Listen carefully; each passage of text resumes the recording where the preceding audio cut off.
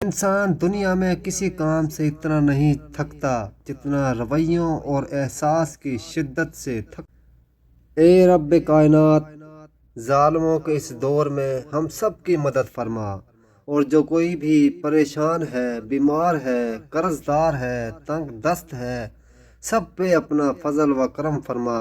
یا اللہ، اس دعا کو سب کے حق میں بہتر عطا فرما، بہتر قبول عطا فرما۔ بندہ سجدے کی حالت میں اپنے رب کے انتہائی قریب ہوتا ہے، بس سجدے کی حالت میں زیادہ دعا کیا کرو۔ نبی کریم صلی اللہ علیہ وسلم نے ارشاد فرمایا، اللہ کے نزدیک سب سے بہتر شخص وہ ہے جو سلام کرنے میں ناراضگی ظاہر کر دینا دل میں برائی رکھنے سے بہت بہتر ہے۔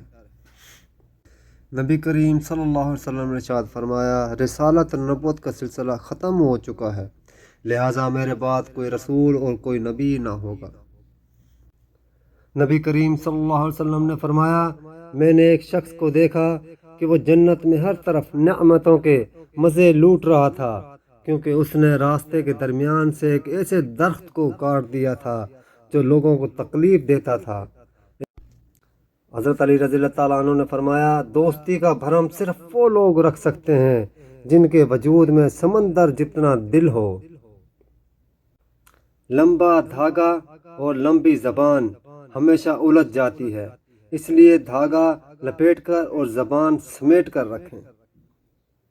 میرے اچھے وقت نے دنیا کو بتایا کہ میں کیسا ہوں، میرے برے وقت نے مجھے بتایا کہ میں دنیا کیسی ہے۔ کچھ لوگوں سے نفرت نہیں ہوتی، بس ان کی کچھ باتیں سوچ کر انہیں محبت دینا مشکل ہو جاتا ہے۔